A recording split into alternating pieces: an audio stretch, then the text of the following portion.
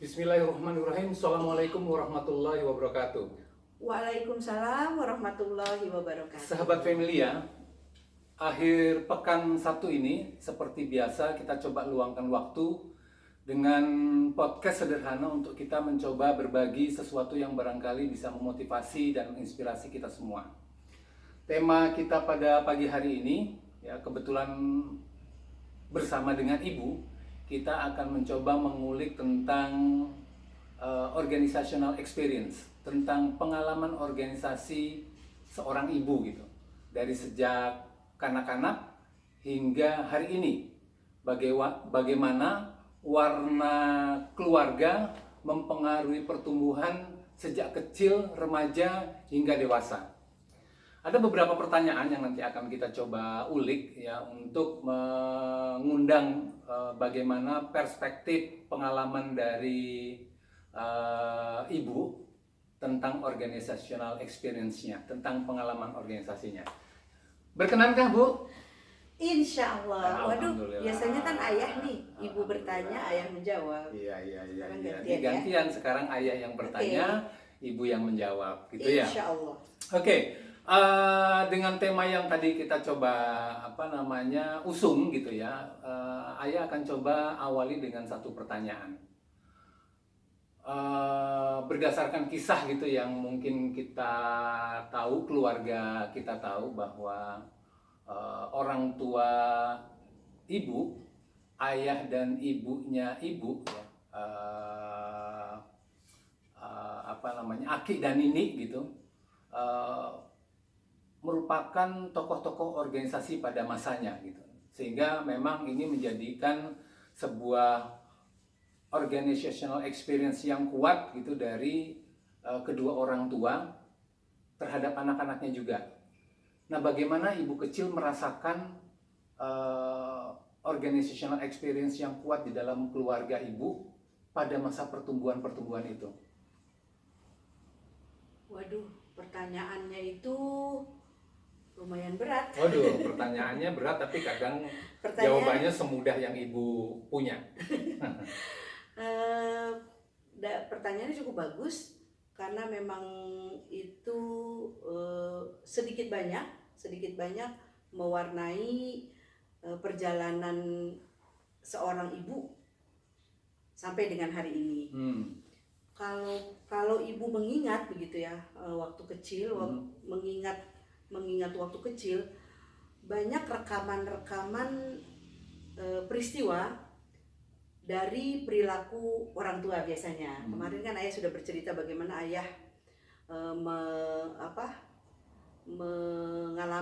menjalani masa kecilnya gitu ya, di tengah lingkungan ayah gitu, yang Masya Allah ya, sangat berwarna begitu. Pun begitu juga dengan ibu. Pada waktu kecil, ibu cukup merekam dengan baik aktivitas kedua orang tua. Anak-anak menyebutnya Aki dan Nini begitu ya, walaupun Aki anak-anak kita tidak pernah bertemu dengan Aki ya, karena Aki sudah mendahului kita sebelum kita memiliki anak-anak, bahkan sebelum kita menikah begitu. Pada masa kecil yang paling ibu ingat adalah tentang dua sosok begitu, dari sosok bapak, ibu memanggilnya bapak, dari sosok bapak, dan dari sosok ibu memanggilnya juga emak. Jadi dari sosok seorang bapak, Hetty kecil itu merekam bahwa sosok seorang ayah gitu, sosok seorang ayah itu pada waktu Hetty kecil itu selalu bersentuhan dengan kepentingan umat gitu, kepentingan masyarakat. Karena banyak sekali orang yang silih berganti datang ke rumah gitu. Dari kebetulan ayah itu, bapak itu salah satu pengurus dari pimpinan daerah Muhammadiyah di Bekasi pada waktu itu, sehingga silih berganti pengurus beberapa kali gitu, seringkali juga mengadakan pertemuan-pertemuan di rumah gitu. Kemudian properti rumah yang kalau dibuka laci itu seingat ibu gitu ya. Contoh kecilnya, ketika ibu buka laci, kok banyak sekali banyak sekali baju-baju seragam seragam seragam sekolah. Waktu kecil ibu memaknainya itu ini seragam siapa kok sebanyak ini gitu. Padahal ibu tidak membutuhkan seragam yang sebanyak itu gitu. Kemudian ibu bertanya gitu dalam hati kecil ibu, apakah ini untuk ibu, untuk anak-anak bapak pada waktu itu? Tetapi bapak pernah mengatakan begini, itu baju-baju itu bukan milik kita. Bukan hak kita katanya, itu bukan baju-baju kita. Itu yang ibu tangkap. Oh berarti ada milik orang lain di rumah kita gitu, milik orang lain di rumah kita. Dari sana ibu menangkap begitu bahwa bapak semasa ibu kecil tidak pernah terlepas dari urusan-urusan dengan umat, urusan-urusan dengan masyarakat begitu. Itu dari bapak ya. Dan karena ibu juga bersekolah dan disekolahkan di lingkungan perguruan Muhammadiyah yang memang di sana bapak juga berjuang melalui organisasi itu gitu, sehingga ibu juga dimasukkan ke sekolah dasar Muhammadiyah 47. Assalamualaikum untuk alumni SD Muhammadiyah 47. Waduh, bisa menyapa sahabat kecil. Iya, karena ibu dibesarkan di lingkungan SD Muhammadiyah 47. Dan di sana sosok bapak itu tidak asing untuk lingkungan Muhammadiyah, karena bapak adalah salah satu pengurus begitu. Sehingga ibu merasa gitu, kadang merasa gitu di lingkungan itu, oh ya, kadang ibu cukup menjadi sentral gitu, karena memang ibu salah satu anak dari pengurus gitu, anak dari salah satu pengurus pimpinan daerah Muhammadiyah begitu ya. Kemudian kalau sosok ibu atau sosok emak itu tidak kalah sibuknya dengan bapak almarhum. Emak pada waktu kecil, Hetty kecil tuh merekamnya bahwa ada aktivitas yang berkaitan dengan umahat, berkaitan dengan ibu-ibu. Kalau tidak salah itu Aisyah. Jadi ada organisasi Muhammadiyah untuk bapak yang digeluti oleh bapak, kemudian ada organisasi Ummahat Aisyah yang digeluti oleh sosok seorang ibu, emak pada waktu itu. Jadi sosok ibu itu cukup sibuk juga gitu, cukup sibuk dengan aktivitasnya yang ibu rekam gitu. Nanti ada rapat kepengurusan atau nanti kemudian ada pengajian yang beliau hadiri gitu. Dan Hetty kecil tuh merekamnya gitu. Oh, sosok orang tua tuh cukup sibuk begitu, cukup sibuk dengan padahal keluarga kita bukan termasuk keluarga kecil, kita termasuk keluarga besar. Tetapi di tengah kesibukan rumah tangga itu bapak mencari nafkah gitu, karena bapak itu seorang wira swasta, memiliki usaha sendiri di rumah, percetakan waktu itu, dan ibu juga sosok ibu rumah tangga kalau di rumah. Tapi ibu melihat ada waktu yang kemudian dibagi untuk persoalan-persoalan umat, persoalan-persoalan masyarakat begitu. Nah itu yang ibu tangkap semasa SD. Kenapa ibu bisa menangkap itu? Karena kegiatannya juga di perguruan pendidikan itu, gitu, di lingkungan itu, seperti itu. Masya Allah, ya luar biasa sahabat Familia ya. Jadi ada keluarga yang bukan saja berorientasi sosial kecil di dalam keluarga itu sendiri, tapi bagaimana mencoba untuk berbagi manfaat, berorientasi kepada umat. Kemudian terhadap keluarga yang punya atmosfer, yang punya aura, yang punya spirit seperti itu, hasrat organisasi seperti apa yang kemudian menjadi trigger, dampak, efek dari seorang Hetty di keluarga yang sedemikian rupa itu? Oh iya, tadi kan ibu sudah bercerita tentang bagaimana Hetty kecil itu merekam gitu. Betul. Belum berkegiatan, belum beraktivitas organisasi, tetapi merekam aktivitas kemasyarakatan dari bapak dan ibu gitu ya, bapak dan emak gitu, pada waktu kecil. Nah itu ternyata disadari atau tidak gitu, disadari atau tidak itu mewarnai ketertarikan ketika remaja, SMP dengan SMA gitu. Mungkin dari SD itu kemudian ke SMP. Di SMP itu sudah mengenal beberapa kegiatan yang dilaksanakan oleh Ikatan Pelajar Muhammadiyah begitu. Yang paling ingat betul adalah ibu itu digembleng kalau Ramadan itu ada namanya pesantren kilat yang cukup intens, kita menginap di sana gitu. Dan rutin ya. Iya, dan itu rutin. Dan itu diperkenalkan dengan keorganisasian, diperkenalkan dengan kata-kata leadership, diperkenalkan dengan kata-kata moderator, diperkenalkan dengan kata-kata program kerja seperti itu pada waktu sesi-sesi di sela sesi pesantren kilat Ramadan. Karena yang paling berkesan bagi ibu justru pada waktu SMP mengikuti pesantren kilat Ramadan, tetapi isinya itu tidak hanya kita dibekali diberikan sesi-sesi spiritual, sesi-sesi al-Islam gitu, agama, baik itu secara ibadah maupun fikihnya gitu, tetapi kita juga diperkenalkan dengan dengan kegiatan yang namanya organisasi gitu. Kita diperkenalkan kata-kata tentang leadership itu tadi, leadership, how to manage organisasi gitu, walaupun dalam tingkat yang dipahami heti remaja gitu, baru mungkin masih dangkal gitu. Oh iya, bahwa ada kata-kata, ada diksi gitu, ada diksi tentang leadership, ada diksi tentang program kerja, ada diksi tentang target, seperti itu. Jadi sudah mulai, tetapi masih menerima.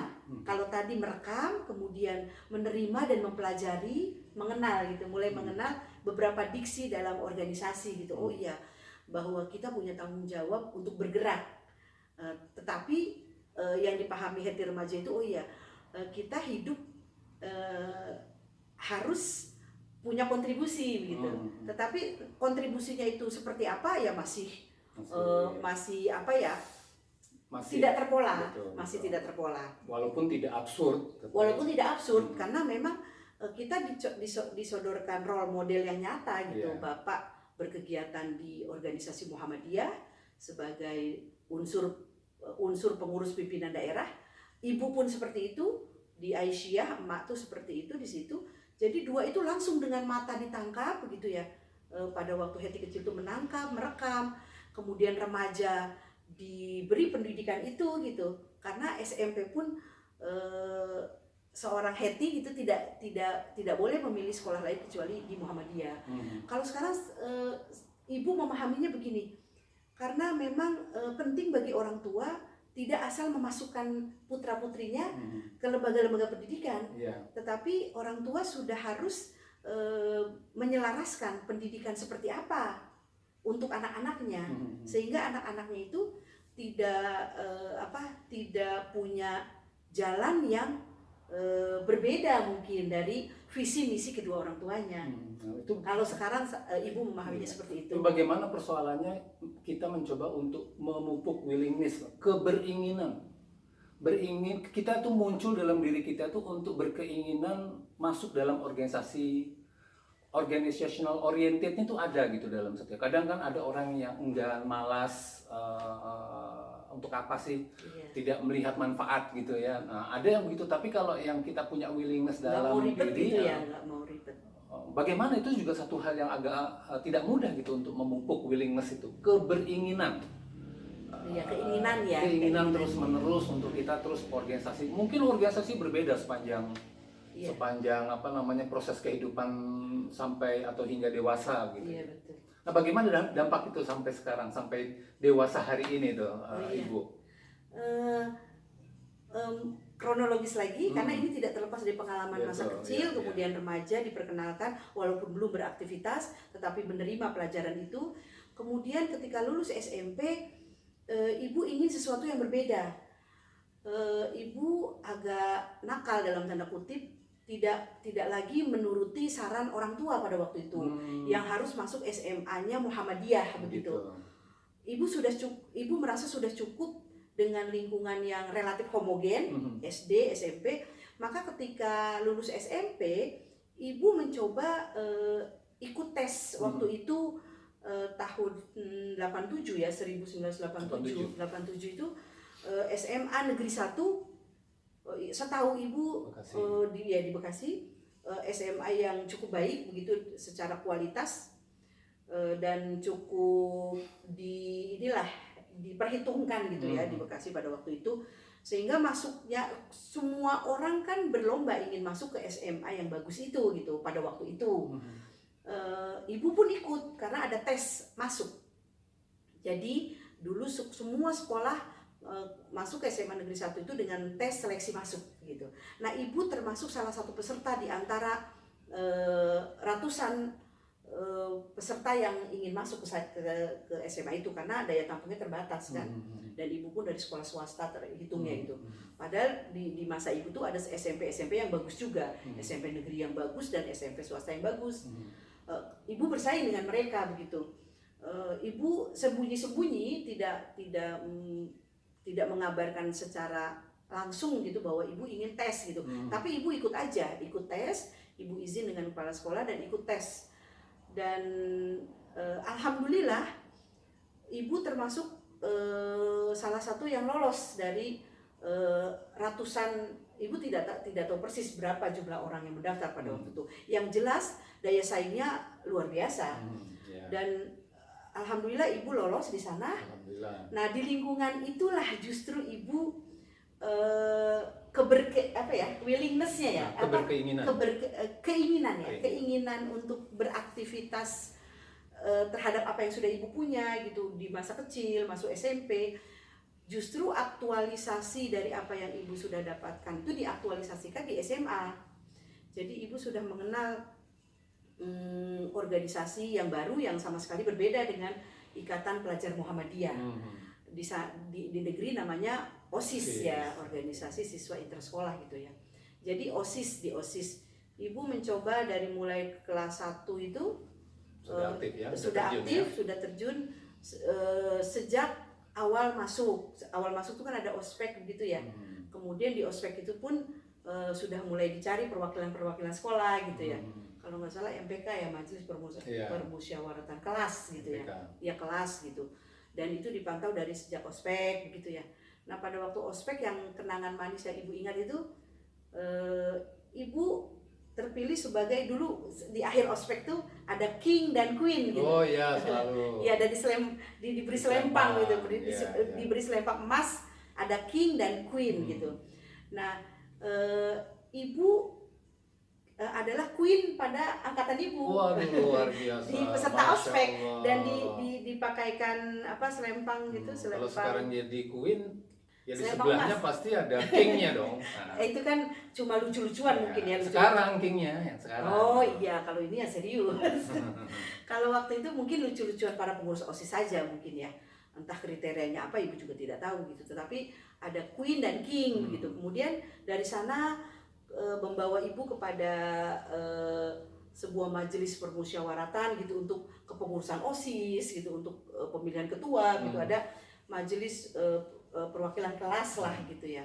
Kemudian ibu ikut, ibu tertarik dan ikut. Kemudian sampai kelas 2 itu menjadi pengurus di kepengurusan OSIS gitu ya, periode pada saat itu gitu ya. Pada saat itu, dan ibu menjadi koordinator bidang 4. Dulu ada bidang 1, bidang 2, bidang 3, bidang 4. Bidang 4 gitu, seperti itu. Kuliah udah kelas 3 dulu. SMA tuh ya, di SMA pengalaman organisasi ibu seperti itu. OSIS ya. Kemudian kuliah, kuliah ibu kemudian juga masih tertarik dengan organisasi di sela aktivitas akademik. Masuk ke himpunan mahasiswa jurusan ya, HMJ. Iya, himpunan mahasiswa jurusan, lalu naik ke fakultas gitu ya, senat. Kemudian ikut latihan kepemimpinan tingkat universitas itu ya, tingkat institut ya, tingkat ya. Jadi jurusan, fakultas dan institut gitu ya. Nah, ibu ikuti itu gitu, dan ibu senang berkontribusi di organisasi itu, seperti itu. Jadi mulai mencari bentuk, oh ya seperti ini, mulai ada idealisme, mulai diperkenalkan dengan beberapa platform perjuangan. Ibu juga ikut HMI, ya, ikut HMI sebagai peserta organisasi ya, ekstra. Ibu juga ikut apa itu semacam apa, latihan dasar kepemimpinan, LDK ya. LDK, ibu ikut LDK, tetapi ibu tidak ikut di kepengurusannya, tapi ibu ikut di latihan dasar kepemimpinan pada waktu itu. Iya, luar biasa, masya Allah ya. Jadi sampai dengan kuliah sedemikian banyak proses penggemblengan kawah candra di muka organisasinya seorang Hetty, ya, seorang ibu Hetty. Sejak kecil, sejak anak-anak sampai dengan kuliah. Nah, bagaimana dampak itu hingga hari ini? Itu pertanyaan yang sangat bagus karena itu sangat berdampak besar. Ketika kemudian kita berumah tangga, begitu ya, punya anak-anak, lalu kemudian itu tidak bisa dilepaskan selalu ingin berkontribusi di sebuah kegiatan gitu, di sela kegiatan rutin, kegiatan inti kita punya. Ibu sebagai ibu rumah tangga dengan 4 orang anak gitu, dengan 4 orang anak, 3 laki-laki 1 perempuan. Itu juga pengalaman organisasi, pengetahuan tentang organisasi, bagaimana kita harus berkontribusi, itu pun ibu tularkan kepada anak-anak. Mas Adnil contohnya, Mas Adnil itu ketika minta izin, Bu, boleh nggak Mas ikut pemilihan ketua OSIS? Oh boleh Mas, silakan, itu sebagai ajang melatih diri, karena akademik saja tidak cukup. Soft skill itu dibangun di organisasi, bukan di dalam kelas. Lebih banyak di organisasi, karena itu pelajaran hidup yang langsung kamu rasakan. Alhamdulillah sulung kita di SMA Negeri 1 menjadi ketua OSIS juga. Menjadi ketua OSIS di periodenya. Kemudian adiknya Mas Abdi itu di SMP, dia pun sebagai wakil ketua OSIS di SMP. Kalau SMA dia tidak terlibat aktif di OSIS karena dia masuk kelas akselerasi, jadi sehingga harus fokus ke studi, ke akademik. Dia tidak eksplor seperti kakaknya gitu. Kemudian yang ketiga, Mas Advan, Ahmad Najib Advan itu di pondoknya di Gontor, dia senang, dan bidang yang dia pilih pramuka. Dengan jurnalistik waktu itu ya, jurnalistik. Karena berbeda dengan kakak-kakaknya yang ketiga ini, sama seperti ibu, punya hobi menulis, sehingga awal-awal masuk pondok di Ponorogo waktu itu dia senang menulis. Dia kontributor juga salah satu majalah di pondok waktu itu ya. Dan kepada Andin yang bungsu sekarang sudah mulai di SMA, ibu melihat begitu bakatnya juga berorganisasi begitu. Seperti itu. Jadi anak-anak dibentuk juga di dalam rumah tangga. Nah, untuk keluar, ibu pun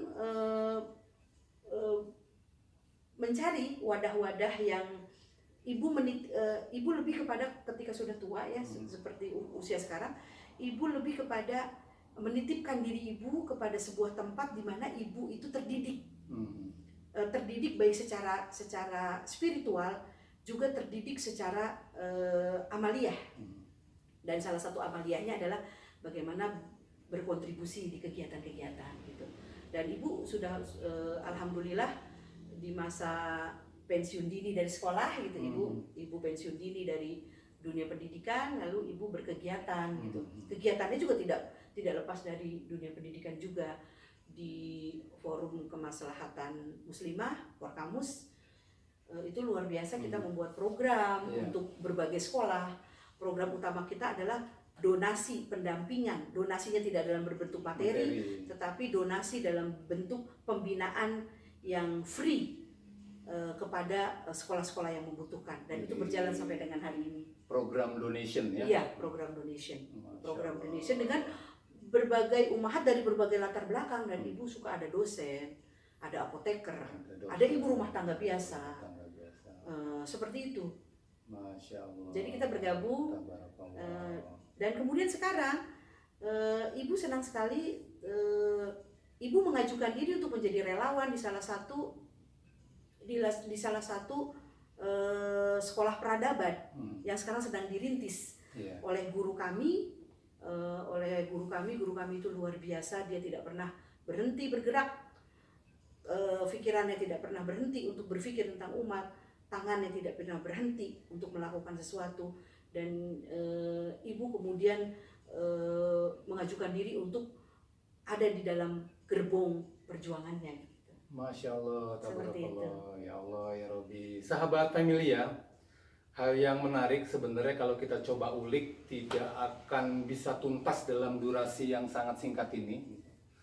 Tetapi setidaknya dari rangkaian jawaban Ibu tentang organizational experience tadi itu ya bisa memberikan satu perspektif lah kepada kita semua tentang bagaimana dampak dari pengalaman organisasi itu sejak usia dini, masa kecil, remaja, tumbuh berkembang sampai dewasa hingga hari ini ya berkeinginan untuk terjun dalam satu organisasi itu menjadi sesuatu kebutuhan bagi kita.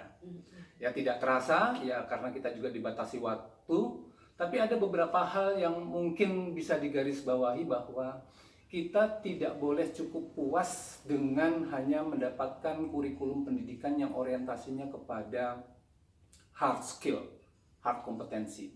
Kita juga perlu cari banyak pengalaman dari organisasi, karena organisasi justru memberikan kita sesuatu yang sifatnya soft skill, bahkan life skill.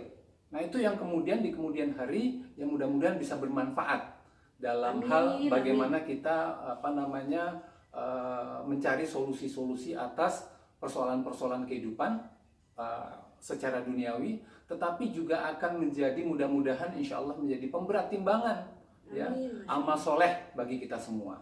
Kedua, bahwa organisasi juga ternyata bukan hanya